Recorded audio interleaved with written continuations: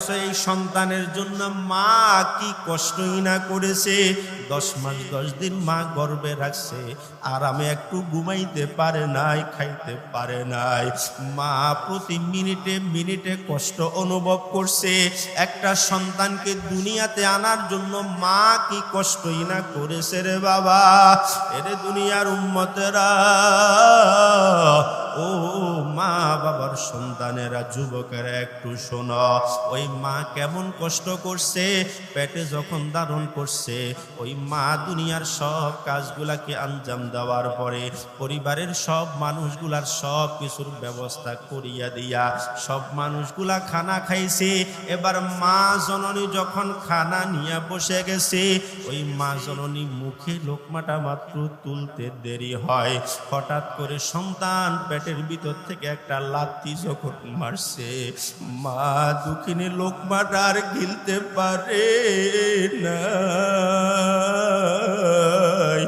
মুখের লোকমাটা ফালাইয়া রুমে গিয়া দরজা বন্ধ করে বুকের নিচে একটা বালিশ দিয়া ফুফাইয়া ফুফাইয়া কান্দে। ও সন্তান, তুমি তো জানো না মা কত কষ্ট করছে। ওই মা খানা খাইতে পারল না, রোমের দরওয়াজাটা বন্ধ করিয়া বুকের নিচে বালিশ চাপা দিয়া চোখের বাণী জড়ায়। দুনিয়ার কোনো মানুষ দেখে না, কোনো মানুষ জানে না মা মনে কত কষ্ট পায়। ওই কলিজা সেরা দন সন্তান দুনিয়াতে আসার পর মাকে কষ্ট দেয়, বাবারে কষ্ট দেয়। একটুও কি মনে পড়ে না এই মা তোমার জন্য কত না কষ্ট করছে? এরে বাবা, যেই মা এত কষ্ট করছে, ওই মা সন্তানটা দুনিয়াতে আসার পর কেউ যদি সন্তানের দিকে একটু তাকায়, ওই সন্তানের দিকে তাকানোর কারণে মা অন্য সন্তানগুলাকে এমন ভাবে ধমক দেয়, কি ব্যাপার আমার সন্তানের দিকে কেন তাকাইছো, ধমক দিছো কেন, মারছো? মা কষ্টটা সহ্য করতে পারে না। কেন রে বাবা? এই মা তোরে গর্ভে ধারণ করছে এই কারণেই তো। কিন্তু কিয়ামতের ময়দানের ভয়ঙ্কর আযাব যখন শুরু হইয়া যাবে, ময়দানে মাও বলবে তোরে আমি চিনি না। বাবার কাছে যাবে, বাবা বলবে আমি তোরে চিনি না। ভাইয়ের কাছে যাবে, ভাই বলবে আমি তোরে চিনি না। আপন আপন সব মানুষগুলার কাছে যাবে, কেউ বলবে আমি চিনি না। এমতো অবস্থায় দৌড়াইতে দৌড়াইতে যখন ক্লান্ত হয়ে যাবে, তখন অনেকগুলা মানুষ একসাথ হইয়া পরামর্শ করবে এই ময়দানের আযাব থেকে বাঁচার জন্য কি করা যায়। সব মানুষগুলা পরামর্শ করে সিদ্ধান্ত হবে, এই জমিনে আমরা যে আসছি, আমাদের একজন পিতা আছে, বাবা আছে, হযরতে আদম আলাইহিস সালাতু ওয়াস সালাম। দুনিয়ার বাবা তো ভুলিয়া গেছে, চলো না একটু বাবা আদমের কাছে যাই। সব মানুষগুলা বাবা আদমের কাছে যাবে। ওই আদম নবীও ডাক দিয়া বলবে, নাফসি নাফসি, আজকে এই ময়দানে আমিও আমার নিয়ে বড় টেনশনে আছি। আমি জানি না রব আমার সাথে কি আচরণ করে, তোমাদের জন্য আমি কিছু করতে পারবো না। যাও যাও, তোমরা নবী ইব্রাহিমের কাছে একটু যাও। নবী ইব্রাহিমের কাছে যাওয়ার পর নবী ইব্রাহিম বলবে, আমিও তোমাদের জন্য কিছুই করতে পারবো না, এই ময়দানে আমিও নিজের নিয়ে বড় টেনশনে আছি। এইভাবে যেতে যেতে যেতে যেতে সব নবী রাসূলের দরওয়াজায় গিয়ে ফিরত যখন আসবে, মানুষগুলা বলবে, আমার মায়ার নবী কই? সবার দরওয়াজায় গিয়া ফিরত আসলাম, মায়ার নবীকে তো দেখলাম না। এরে মানুষের দল সবাই মিলে চলো, মায়ার নবীর দরওয়াজায় একটু গিয়া দাঁড়াও। নাই, দুনিয়ার জীবনে শুনেছি ওই নবী উম্মতের জন্য কান্না করে, ওই নবী উম্মতকে বড় ভালোবাসে। একটু চলো না মায়ার নবীর কাছে যাই, মায়ার নবীকে একটু বলি, তিনি দেখি না আল্লাহর কাছে বলে একটু আযাব থেকে বাঁচাই কিনা। মায়ার নবীরে খুঁজতে খুঁজতে খুঁজতে খুঁজতে কিয়ামতের ময়দান তন্ন তন্ন করিয়া খুঁজে পেলায়, খুঁজে পায় না। অনেকক্ষণ খোঁজার পর দেখতেছে মায়ার নবী মাকামে মাহমুদের ভিতরে সিজদায় পড়িয়া কান্দে, উম্মতি উম্মতি, ও আল্লাহ আমার উম্মত বাঁচাও, আমার উম্মত রে বাঁচাও। সব উম্মত গুলা মায়ার নবীর কাছে গিয়া বলবেন, নবী এই কিয়ামতের ময়দানের আযাব তো সহ্য করতে পারি না, একটু আপনি দরখাস্ত করলে হয়তো বা আমরা বেঁচে যাইতে পারি। এই কথা বলার সাথে সাথে মায়ার নবী আরো চিল্লা চিল্লা কান্না সরে আল্লাহকে ডাক দিয়া বলে, আল্লাহ উম্মত বাঁচাও, উম্মত বাঁচাও। আমার আল্লাহ আরশের মালিক আহকামুল হাকিমিন ডাক দিয়া বলে, নবী কেন কান্না করেন, মাথাটা একটু তোলেন। এই ময়দানে আপনি যাহা সুপারিশ করবেন আমি সব সুপারিশ কবুল করিয়া নেব। ও নবী আপনি আর কান্না করিয়েন না। ওই দুনিয়ার জমিনে আপনি তাইফের ময়দানে কান্না করছেন, আরবের ভূমিতে আপনি কত কষ্ট করেছেন, উহুদের ময়দানে দান দান মুবারক শহীদ করে ফেলাইছেন আমার দিনকে কায়েম করার জন্য, আমার মিশন চালু করার জন্য কতই না কষ্ট করেছেন। ওই ময়দানে আপনি কান্না করছেন, নবী দয়া করে আমার সামনে আপনি আর কান্না করিয়েন না, একটু মাথাটা তোলেন, আপনার কোন দরখাস্ত আছে বলেন, আমি কবুল করিয়া নিব। এই কথা বলার সাথে সাথে মায়ার নবী মাথাটা তুলিয়া বলে, আল্লাহ আমি আর কিছু চাই না, আর কোনো চাওয়া পাওয়া নাই। আমি আমার মায়ের জন্য কাঁদি না, আমার বাবার জন্য কাঁদি না, আমি আমার সন্তানের জন্য কাঁদি না, আমি আমার বিবিদের জন্য কাঁদি না, আমি আমার আপন আপন আত্মীয় স্বজনের জন্য কাঁদি না,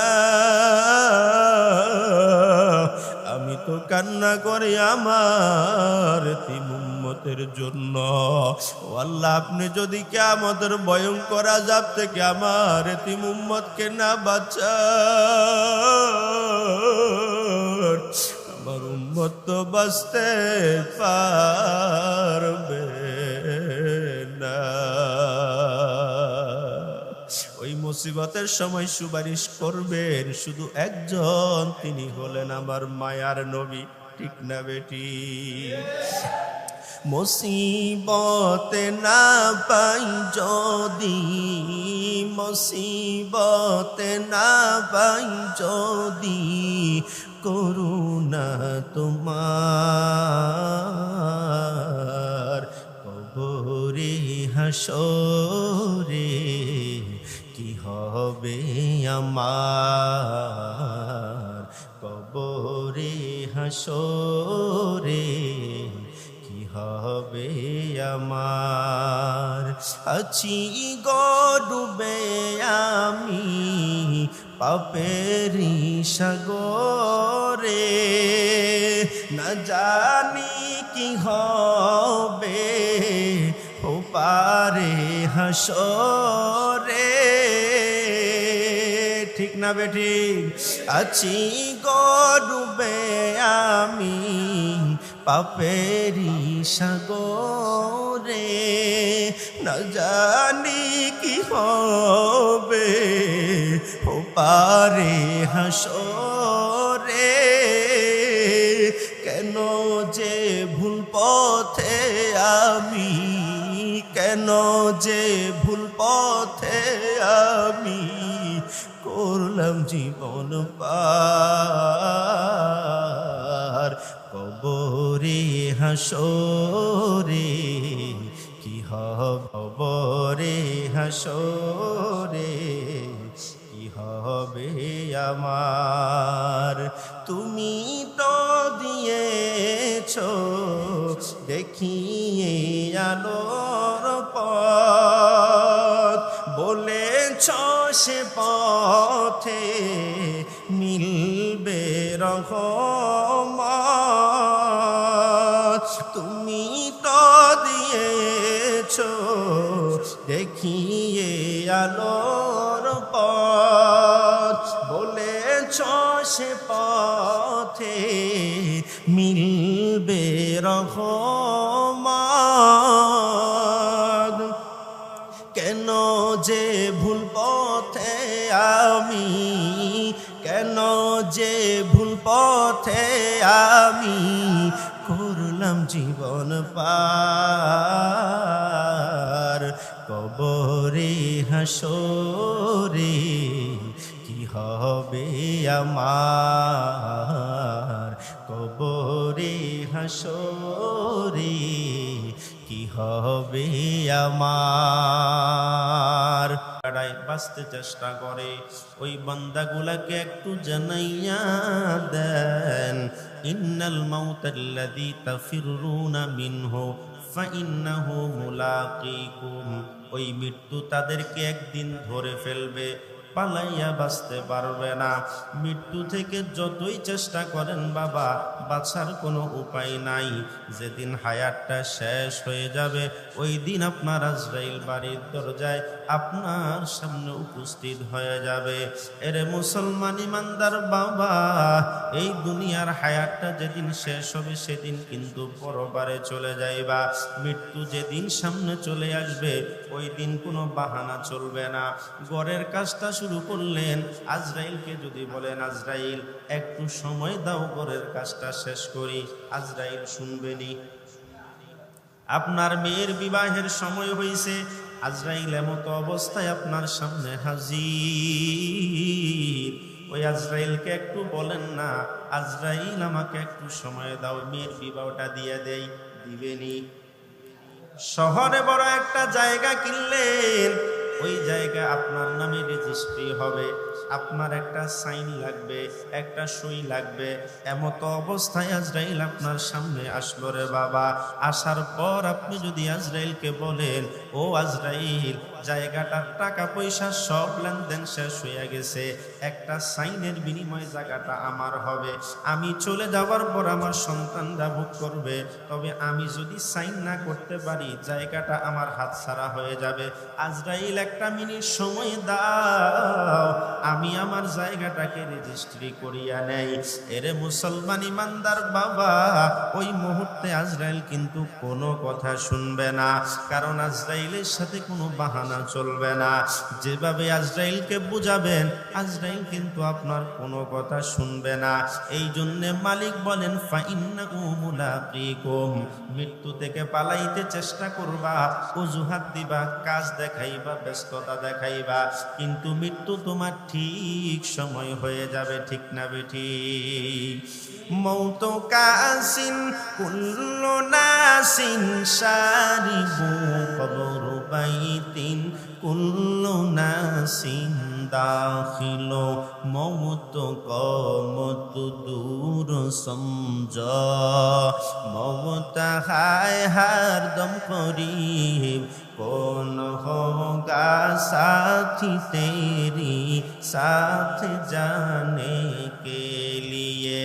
मौत ऐसे सी जगह जिसमें कोई शुबह नहीं, लेके मुर्दा को कफन मिलने का कुछ इक़ा नहीं। মৃত্যু একদিন দুয়ারে চলে আসবে, ওই দিন কেউ বাঁচাইতে পারবে না।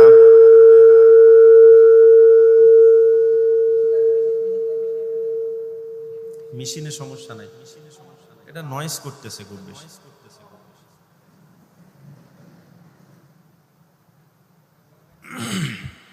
আল্লাহ আল্লাহ সহজ করে দেন, আমিন পড়েন। কথা তো সম্পূর্ণ সাউন্ডের উপর, এটা যদি ঠিক না থাকে আমরা শেষ। বুঝেন না? আমাদের বয়সটা চলেই তো মাইকের কারণে, এটা যদি ডিস্টার্ব করে তাহলে আলোচনার আগামাথা সব শেষ। আমরা তো আর ট্যাপ রেকর্ড না, যে রেকর্ডটা চালু করলাম চললো, কিছুক্ষণের জন্য অফ করলাম, আবার যখন চালু করবো ওখান থেকে চলবে, এরকম না। কথা তো আসমানের মালিক দিবে, মুখে দিয়ে আসবে, এরকম না। মধ্যখানে যদি কোনো ডিস্টার্ব হয় তাহলে দেখবেন এটার ভিতরে ডিস্টার্ব চলে আসছে। আল্লাহ আমাদের জন্য সহজ করে দেন, পড়ি আমিন। আল্লাহ। মোহতারাম হাজিরিন, আল্লাহ রাব্বুল আলামিন মৃত্যুর ব্যাপারে আমাদেরকে আপনাদেরকে সতর্ক করতেছেন। মৃত্যু এমন একটা জিনিস যেখান থেকে কেউ পালাইয়া বাঁচতে পারে না। আজ না হয় কাল আপনার আমার দরবারে মৃত্যু কিন্তু চলে আসবে, ঠিক নি রে বাবা? দুনিয়ার মানুষ দুনিয়ার কাজে যতই ব্যস্ত থাকুক, আজরাইল কিন্তু ব্যস্ত হবে না, ঠিক সময়ে চলে আসবে। একটা সেকেন্ড আগেও আসবে না, একটা সেকেন্ড পরেও আসবে না। এর মুসলমান ইমানদার আল্লাহ পাকের গোলাম, এই মৃত্যু নামক বস্তুটা চিরসত্য, কোনো মিথ্যা নাই। কারণ আল্লাহ তো কোরআনে বলেন, কুল্লু নাফসিন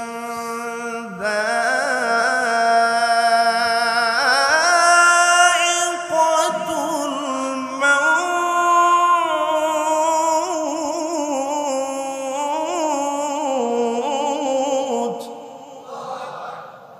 রব্বুল আলামিন জানাইয়া দেয় প্রত্যেকটা প্রাণী মরণশীল, মৃত্যুর কাঠগড়ায় একদিন দাঁড়াইয়া যেতে হবে। এরে মুসলমান ইমানদার আল্লাহ পাকের গোলাম, ওই মৃত্যুটা বাড়ির সামনে এসে দাঁড়াইয়া থাকবে না, নির্দিষ্ট সময় ঠিক আপনার সামনে হাজির হয়ে যাবে। এ মুসলমান ইমানদার আল্লাহ পাকের গোলামেরা, এই জন্য মৃত্যু যেহেতু সত্য, কোনো সন্দেহ নাই, মৃত্যু আসার আগে আগে মৃত্যুর প্রস্তুতি গ্রহণ করা লাগবে। কারণ এই দুনিয়ার হায়াতের পরে একদিন কবর ঘরে যাওয়া লাগবে। ওই কবর ঘরে আমার আপনার আপন বলতে কেউ নাই রে বাবা। দুনিয়ার হায়াতে কত মানুষ আপন, আজকে আপনি যদি বিপদে পড়িয়া যান, আপনার ভাই আসবে, বন্ধু আসবে, আপন জনেরা দৌড়াইয়া আসবে। আপনাদের বাজারে কেউ যদি আপনাকে আঘাত করে, মারধর করে, একটা ফোন কল দিতে দেরি, আপনার ভাই বেড়াদার, বন্ধু বান্ধব, মা বাবা, আপনজন যাইতে দেরি হবে না। ও বাবা একটু বলবেন নি, কবরে যাওয়ার পর আজরাইলের মৃত্যুর পর ওই কবরের আযাবের ফেরেশতারা যখন আঘাত করবে, একটা মিনিট আপনি ফোন কল দিয়ে দুনিয়ার কাউকে বলতে পারবেন নি? পারবেন নি? কবরে কোন মোবাইলে ফোন দিতে পারবেন নি? সুযোগ তো নাই। এবার যখন আঘাত হবে, আপনি তো আপনার বাড়ির কিনারায়, মসজিদের কিনারায় শুয়ে আছেন, আপনার চাচাতো ভাই, জ্যাঠাতো ভাই, আপন ভাইগুলা রাস্তা দিয়ে হেঁটে যায়, কবরের সামনে দিয়া হেঁটে যায়। ওই কবরে আযাব হয়, ভাই জানে না, বন্ধু জানে না, আপন মানুষেরা জানে না। এরে দুনিয়াদার পাগল, এই দুনিয়া নিয়া কেন এত পাগল হয়েছো? দুনিয়ার রং তামাশায় কেন এত বেশি পাগল হয়ে গেছো? এই দুনিয়ার হায়াতটা শেষ হইলে পরে কবরের আযাব সহ্য করার মতো ক্ষমতা নাই। সুতরাং এখনো সময় আছে, ওই কবর ঘরে যাওয়ার প্রস্তুতি গ্রহণ করিয়া নাও। যদি প্রস্তুতি গ্রহণ না করো, তবে কিন্তু মাওলার কাছে জবাব দিতে হবে কি হবে না? একদিন মাটির ভেতরে হবে ঘর রে মন আমার, কেন বাঁধ দালান ঘর? ঠিক নেই? একদিন মাটির ভেতরে হবে ঘর রে মন আমার, কেন বাঁধ দালান ঘর রে মন আমার, কেন বাঁধ দালান ঘর? প্রাণ পাখি উড়ে যাবে পিঞ্জর ছেড়ে,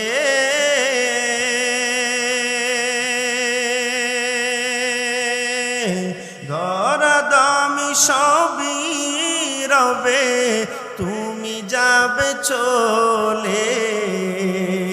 ঠিক না বে ঠিক? প্রাণ পাখি উড়ে যাবে পিঞ্জর ছেড়ে, ধরা দামি সবই রবে তুমি যাবে চলে। বন্ধু বান্ধব যত মাতা পিতা তারা সুত, বন্ধু বান্ধব যত মাতা পিতা তারা সুত, সকলই হবে তোমার পর রে মন আমার। কেন বাঁধো দালান ঘর রে মন আমার, কেন বাঁধো দালান ঘর। একদিন মাটির ভেতরে হবে ঘর রে মন আমার, কেন বাঁধো দালান ঘর রে মন আমার, কেন বাঁধো দালান ঘর।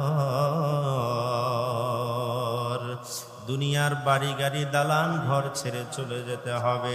10 তলার মালিক হও, 20 তলার মালিক হও, 100 বিঘা 200 বিঘা জমির মালিক হও, ব্যাংকে কোটি কোটি টাকার মালিক হও, এই সব কিছুর বিনিময়ে আজরাইল থেকে একটা মিনিট হায়াত বেশি পাইবা না। এরে মুসলমান ইমানদার আল্লাহ পাকের গোলামেরা, এই দুনিয়ার সব কিছু দিয়াও যদি চেষ্টা করা হয়, ওই আজরাইল থেকে একটা দিনের হায়াত বাড়াইয়া নেওয়া যাবে না।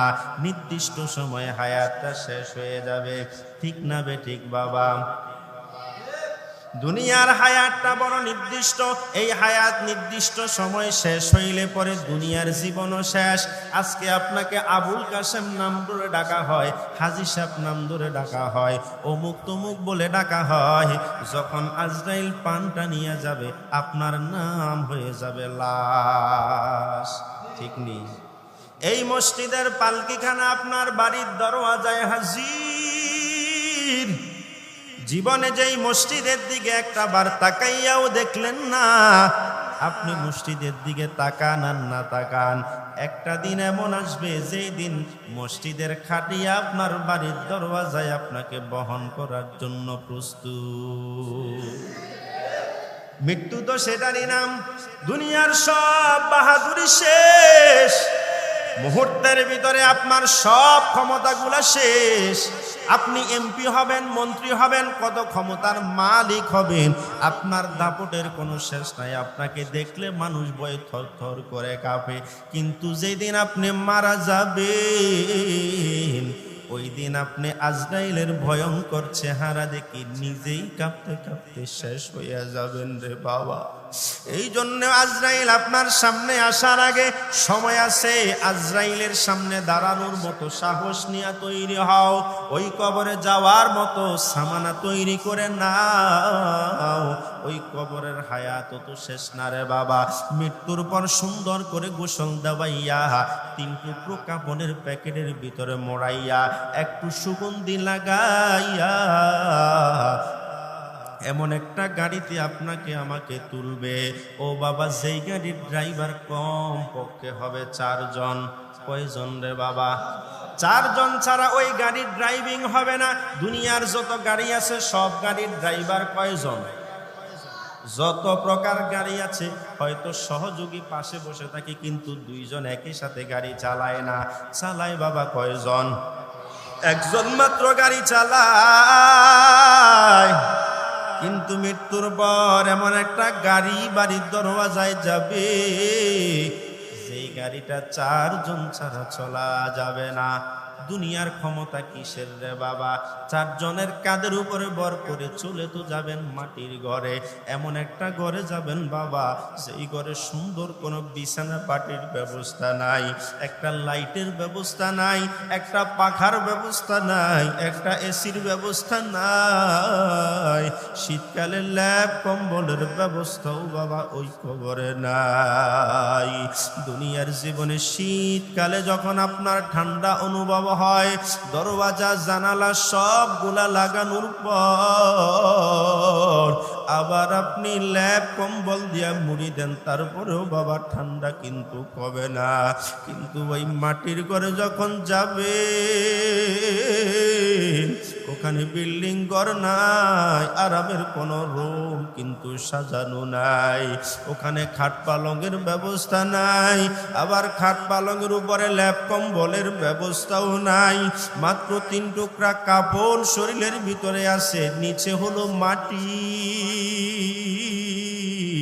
ডানে মাটি বামে মাটি উপরেও মাটির ছাউনির বাবা। ওই কবর ঘরের ভয়কে তোমার আমার অন্তরে নাই। ওই কবর ঘরের ভয় যদি অন্তরে না হয়, ও বাবা দুনিয়াতে আল্লাহর গোলামি সম্ভব না, রাসূলের তরিকা মতো চলা সম্ভব না। এমত অবস্থায় ওই মাটির ঘরে আপন মানুষগুলা আমাকে একা একই রেখে চলে আসবে। ও বাবা ওই কবরে শোয়ানোর পর আমার বুকের উপরে মাটিগুলা পাড়াইয়া পাড়াইয়া শক্ত করিয়া বসাইয়া দিবে। বাবা আমি চাইলেও উঠে আসতে পারবো না, এমন ভাবে পাড়াবে মাটি যেন শক্ত হইয়া বসিয়া যায়, আবার তার উপরে একটু পানি ছিটাইয়া দিবে, মাটি যেন বসিয়া যায়। ও বাবা যেই দুনিয়ার জন্য এত পাগলামি করলাম, এত কিছু করলাম, এত ক্ষমতা দেখাইলাম, আজকে দুনিয়ার সব ক্ষমতা জমিনের উপরে, কিন্তু আমি ওই মাটির অন্ধকার কবরে একাকী পড়ে রইলাম। আমার টাকা আমার ক্ষমতার কারণে কত মানুষ আমার ডানে বামে সামনে পিছনে আমাকে সেলুট দিত, আমার সঙ্গী হইত। ও বাবা ওই কবরে একজন মানুষও কিন্তু চক্ষু বন্ধ করিয়া চিন্তা করো রে গোলাম, ওই কবর ঘরের একটা মুহূর্তের চিন্তা করলে দুনিয়া বাবা কিচ্ছু না। কিসের ক্ষমতা, কিসের এত অহংকার, কিসের এত দাপট? তোমার কবরে ক্ষমতা চলবে যদি জমিনে আল্লাহ পাকের গোলামি হয়, ঠিক না বেটি? এই জন্যে গোলামি করব কার? আওয়াজ দিয়ে কইতেন না কার? সব সময় আল্লাহকে স্মরণ করে চলতে হবে, আমার প্রতিটা কদমে কদমে মাওলারে স্মরণ করতে হবে। এই মুহূর্তে আমি যেই পথে হাঁটতেছি, এই পথে আমার মালিক খুশি কি বেজার, আমি যেই কাজটা করতেছি এই কাজে আমার মালিক খুশি না বেজার, আমি যেই জিনিসটা হাত দিয়ে ধরতেছি মালিক খুশি না বেজার। যদি মালিক খুশি হয় ধরো, কোনো অসুবিধা নাই। এমন অনেক টাকাওয়ালা আছে যাদের টাকা হওয়ার পরেও মালিকরে ভোলে নাই, ওদের টাকা দিনের রাস্তায় ব্যয় হয়। এমন টাকাওয়ালা হইলে কোনো সমস্যা নাই, কিন্তু যদি টাকার মালিক হওয়ার পরে আমার মাওলারে ভুলিয়া যাও, ওই টাকা কিন্তু কবরে আযাবের জন্য তৈরি হয়ে যাবে। हकीकत से तो दुनिया बेखबर है, दुनिया की नुमाइश पर नजर है। नमी गोयम के अज दुनिया जुदा बाश, बहर कारे के बाशी बा खुदा बाश। चिश्ते दुनिया अज खुदा गाफिल बुदन कमाशो नकरा खफर जिंदजान। ওই কবরে যাবার পরে যখন সব মানুষগুলা আপনাকে রেখে বাড়িতে চলে আসবে, 2 জন আযাবের ফেরেশতা কবরের ভিতরে ঢুকবে। এই কথায় আমার মায়ার নবী হাদিস শরীফের ভিতরে বলেন, ইদা বুজিয়াল মাইয়িতু ফি কবরিহি জাআল কুরআনু ইনদা রাসি ওয়াস সালাতু আন ইয়ামিনিহি ওয়াস সিয়ামু আন শিমালি ওয়াসাইরুল হাসানাতি ইনদা রিজলাই। আমার মায়ার নবী ডাক দিয়া কয়, উম্মত কবরে যখন যাইবা যাইবা, দুইজন আযাবের ফেরেশতা কবরে প্রবেশ করতে চাইবে। কবরে যখন ঢুকতে যাবে, তুমি যদি নেককার হও তখন তোমার সাথে কেমন আচরণ হবে, আর যদি বদকার হও তখন কেমন আচরণ হবে। ও বাবা, নেককার ব্যক্তি যখন কবরে যাবে, ওই কবর ঘরে সর্বপ্রথম আযাবের ফেরেশতাগুলা মাথার কিনারা দিয়ে ঢুকার চেষ্টা করবে। মাথার পাশ দিয়া যখন ঢুকতে যায়, একজন সুন্দর নৌজওয়ান পাগড়ি পরিহিত, সাদা জুব্বা পরিহিত, চেহারাটা চন্দ্রিমার আলোর মতো ঝলঝল করতেছে, এমন একজন সুন্দর নৌজওয়ান মাথার কিনারায় বসা। আযাবের ফেরেশতাগুলা বলবে, তুমি কে? একটু সরো, মাইয়তের সাথে কিছু কথা আছে। ওই আযাবের ফেরেশতাগুলাকে সুন্দর নওজোয়ান ডাক দিয়ে বলবে, তোমরা কে? কেন ঢুকতে চাও আমাকে আগে বলো। বলে, আমরা হলাম আযাবের ফেরেশতা, এই বান্দাকে আযাব দেওয়ার জন্য ঢুকলাম। মাথার কিনারায় সুন্দর নওজোয়ান যুবকটা ডাক দিয়া কয়, এই মাইয়টা ঘুমাইছে, ওকে ডিস্টার্ব করা যাবে না, এই কবরে তোমার ঢুকার কোনো পারমিশন নাই। সুবহানাল্লাহ কইতেন না? ও বাবা, একটু মনে কি প্রশ্ন জাগে না? যেই মানুষটা মাথার কিনারায় বসিয়া থাকবে, আযাবের ফেরেশতাগুলাকে ঢুকতে দেয় না, ওই মানুষটাকে, তার পরিচয়টা জানার দরকার আছে না নাই? ওই মানুষটাকে আমার মায়ার নবী ডাক দিয়া কয়, রে উম্মত, ওই মানুষটার নাম হলো কোরআন। যা আল কোরআনু ইনদা রাসি। মাইয়ত যখন কবরে ঘুমাবে, এমত অবস্থায় বন্ধু হিসাবে মাথার পাশে বসিয়া যাবে কোরআন। এই অবস্থায় যখন মাইয়তের সাথে আযাব দেওয়ার জন্য আযাবের ফেরেশতা আর সুন্দর নওজোয়ান যুবকটা কথা কয়, এই সব কথাগুলা ঘুমন্ত মাইয়তটা, ওই মৃত্যু ব্যক্তিটা সব কিছু শুনবে। আযাবের ফেরেশতা যখন চলিয়া যায়, এবার মাইয়ত তাকে প্রশ্ন করে, কে তুমি? তোমারে তো আমি চিনলাম না। আমার কবরে আযাবের ফেরেশতা ঢুকতে চাইলো, ঢুকতে দিলা না, তাড়াইয়া দিলা। তুমি কে গো? আমার মাথার পাশে বসিয়া রইলা। তোমাকে তো আমার সন্তানের মতো লাগে না, আমার ভাইয়ের মতো লাগে না, আমার বন্ধুর মতো লাগে না, আমার মা বাবার মতো লাগে না, দুনিয়ার কোনো আপন মানুষের মতো তোমারে লাগে না। তুমি কে? আমারে আযাব থেকে বাঁচাইয়া দিছো। ও যুবক, তোমার পরিচয়টা একটু বলো। যুবক ডাক দিয়া বলবে, রে মাইয়ত, দুনিয়ার জীবনে তুমি আমারে ভুলো না, এই কবর ঘরে আমি কোরআনও তোমারে ভুলি না। দুনিয়াতে যদি কোরআন পড়ো, কোরআন শিখো, কোরআন অনুযায়ী জীবন গঠন করো, কোরআনওয়ালাদের সাথে, ওলামায়ে কেরামের সাথে সম্পর্ক করো, ওলামায়ে কেরামের আত্মার সাথে নিজের আত্মাটাকে একটু মিলাও। কোরআনের মোহাব্বত যেমন, কোরআনওয়ালার মোহাব্বত তেমন। যারা কোরআনকে ভালোবাসে তারা কোরআনওয়ালারেও ভালোবাসে, ওলামায়ে কেরামকে ভালোবাসে, মাদ্রাসার ছাত্রদেরকে ভালোবাসে। এই ভালোবাসার বিনিময় কি হইল বাবা? ওই কবর করে কোরআন বন্ধু হিসাবে মাথার পাশে বসিয়া গেল। এবার আযাবের ফেরেশতাগুলা যখন ডান দিক দিয়া যাবে, যখন মাথার পাশ দিয়ে ঢুকতে পারলো না, এবার আযাবের ফেরেশতাগুলা ডান পাশ দিয়ে ঢুকার জন্য যাবে। সেখানেও দেখবে একজন সুন্দর নওজোয়ান যুবক বসা। আযাবের ফেরেশতাগুলা বলবে, সর, ভিতরে ঢুকতে চাই। সুন্দর নওজোয়ান যুবক বলবে, সময় নাই, ঢুকতে পারবা না, কোনো প্রকার অনুমতি নাই। এই কথা বলিয়া আযাবের ফেরেশতাগুলারে তাড়াইয়া দিবে। ও মুসলমান ইমানদার আল্লাহর গোলামেরা, ও পর্দার অন্তরালের মা বোনেরা, একটু মনোযোগ দিয়ে শুনেন।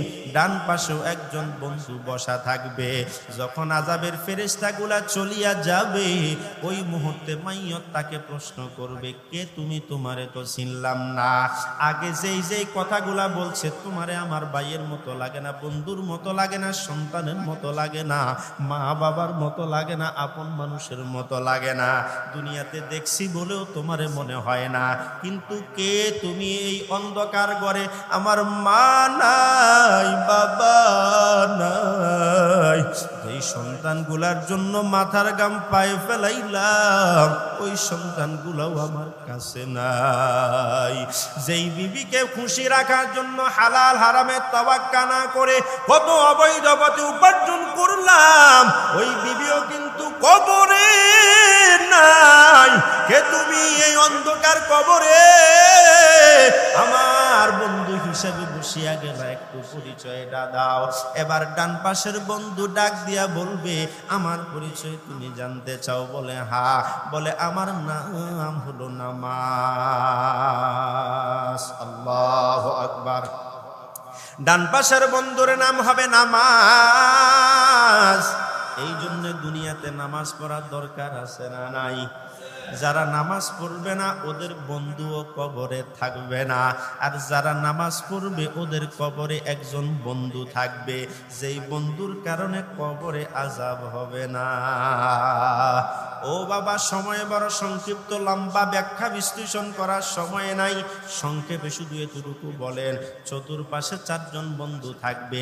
ডান পাশের বন্ধুর নাম নামাজ, বাম পাশে একজন বন্ধু থাকবে যার নাম হলো রোজা, পায়ের কিনারায় একজন বন্ধু থাকবে। এই নামাজ, রোজা, কোরআন, এই তিনটা ছাড়া বাকি যতগুলা নেক আমল আছে, আপনি কোথাও দান সদকা করছেন, একটা মানুষের উপকার করছেন, নফল নামাজ করছেন, নফল রোজা করছেন, মানুষের উপকারে করছেন, সমাজের উপকারে আসছে, আপনার উপার্জিত অর্থগুলা দান সদকা করছেন, মসজিদ মাদ্রাসা বানাইছেন, এক কথায় যতগুলা নেক আমল আছে সব নেক আমলগুলা পায়ের কিনারায় চলিয়া যাবে। এই চারজন বন্ধু কবরের চতুর্পাশ দিয়া যখন বেষ্টনী দিবে, বাবা বুঝে থাকলে বলেন না, ওই কবরে কি আর আযাবের ফেরেশতা ঢুকতে পারবেনি? কবরে আযাবের ফেরেশতা যখন ঢুকবে না, কবরে আর আযাব হবে নি। সুতরাং কবরের আযাব থেকে বাঁচার জন্য কাজ হলো কয়টা? জোরে বলেন বাবা, কয়টা? 1 নাম্বার হলো কোরআনকে বন্ধু বানাও, 2 নাম্বার নামাজকে বন্ধু বানাও, 3 নাম্বার রোজাকে বন্ধু বানাও। এর বিপরীতে যাহা নেক আমল আছে সব নেক আমলগুলা করতে থাকো। 4 জন বন্ধু হবে, কবরের আযাবটা মাফ হয়ে যাবে। এবারে কবর থেকে আপনাকে নিয়ে যাবে হাসরের ময়দানে। নিবে কি নিবে না? জোরে কন্যা। আমি যে আয়াতটা আপনাদের সামনে তেলাওয়াত করলাম, ওই আয়াতের প্রথম অংশে হলো মৃত্যুর কথা। এই মৃত্যুর কথার পরে দ্বিতীয় অংশ হলো কিয়ামতের ময়দানের কথা। আল্লাহ বলতেছেন, কুল ইন্নাল মাউতাল্লাযী তাফিরুনা মিনহু ফাইন্নাহু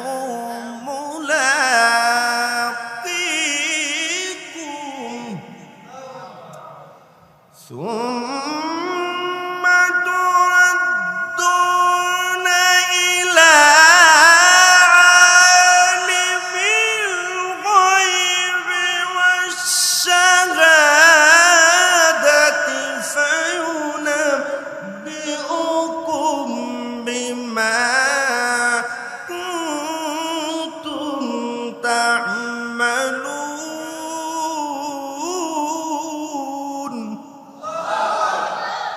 ثم تردون إلى عالم الغيب والشهادة.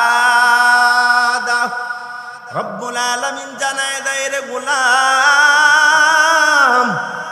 মৃত্যুর পর কবরে যাবি, কবর থেকে একদিন আলিমুল গায়বি ওয়াস শাহাদা অর্থাৎ মাওলা পাকের সামনে দাঁড়াইয়া যাবি। ওই জায়গাটার নাম হলো হাসরের ময়দান। ঠিক না বেঠিক বাবা বলেন? হাসরের ময়দানে কার সামনে দাঁড়াইতে হবে? জোরে কোন, কার সামনে দাঁড়াইতে হবে? আল্লাহর সামনে যখন বান্দা দাঁড়াবে, ওই সময় কি দাফট চলবে নি? আমি অমুক এলাকার চেয়ারম্যান, আমি কুমিল্লা 10, 11, 8, 9 আসনের এমপি, আমি পার্লামেন্টের মন্ত্রী, আমি প্রধানমন্ত্রী, প্রাইম মিনিস্টার, আমার কথায় পুরা দুনিয়া চলে। ক্ষমতা কাজ হবে? সব ক্ষমতা শেষ, একমাত্র ক্ষমতা হলো আল্লাহ পাকের। ঠিক নিবে ঠিক? এই জন্যই তো সূরাতুল ফাতিহাতে প্রতিদিন এই তেলাওয়াতটা হয়, মালিকি ইয়াউমিদ্দিন।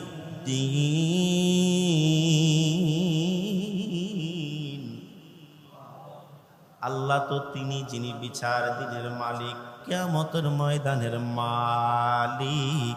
ওই মালিকের সামনে দাঁড়াইবা কেমনে, কোন চেহারা নিয়ে দাঁড়াইবা? দুনিয়াতে রবের নাফরমানি করবা, সুদ ঘুষ খাইবা, রব যেই যেই কাজে অসন্তুষ্ট হয় সব কাজগুলা করবা। এবার যদি রবের সামনে যাও, লজ্জা লাগবে কি লাগবে না? ওই ময়দানে দাঁড়ানোর জন্য দুনিয়াতে কেমনে চলা দরকার? রব যেভাবে চাই সেভাবে, কথা কন না, সেভাবেই তো। যদি না চলি বাবা, তাহলে রবের সামনে কেমনে দাঁড়াইব? আপনার মন্ত্রী সাহেব বলছে অমুক এলাকায় এই কাজটা করবি, তুই নেতা, তোরে দায়িত্ব দিলাম, আপনি এই কাজটা করলেন না। এবার মন্ত্রীর সামনে দাঁড়াইলে যদি মন্ত্রী জিজ্ঞাসা করে, কি রে, তোরে তো আমি অমুক এলাকার এই কাজের দায়িত্ব দিলাম, করলি না কেন?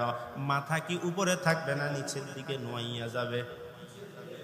দুনিয়ার একজন মন্ত্রীর সামনে যদি জবাব না দিতে পারেন বাবা, একটু কি মনেরে বুঝাইতে পারেন না রে মন? দুনিয়ার মানুষগুলার ক্ষমতা কত বেশি, তাদের সামনে যদি জবাব দেওয়া না যায়, আমার মালিকের সামনে কেমনে জবাব দিমু? মন রে কি একটু বুঝানো যায় না? মন কার লাগিয়া কান্দ দিবারাতি, মন কার লাগিয়া কান্দ দিবারাতি, ভেবে দেখো কেউ হবে না, ভেবে দেখো কেউ হবে না তোমার সঙ্গে সাথী। কার লাগিয়া কান্দ দিবারাতি, আপন আপন বহিলা যারে ভাবছো সারাক্ষণ, আসলে যে কেউ নয় তোমার, কেউ নয় রে আপন। ঠিক না বেটি? আপন আপন বহিলা যারে ভাবছো সারাক্ষণ, আসলে যে কেউ নয় তোমার, কেউ নয় রে আপন। তুমি আজ না হয় কাল বুঝবা একদিন রে,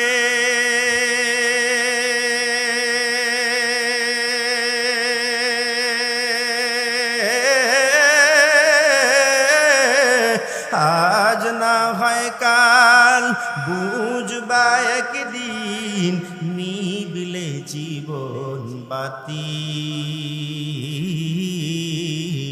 কার লাগিয়া কান্দ দিবারাতি, মন কার লাগিয়া কান্দ দিবারাতি।